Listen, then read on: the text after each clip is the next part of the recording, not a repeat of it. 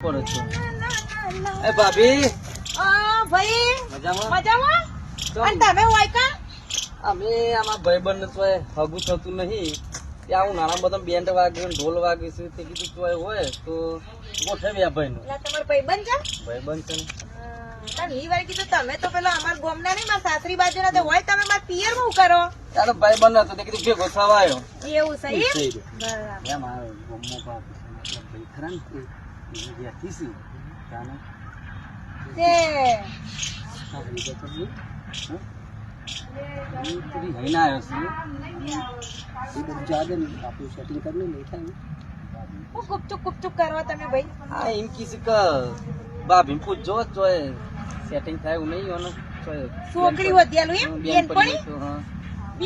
બેનપણી તો હું નહીં રાખતી.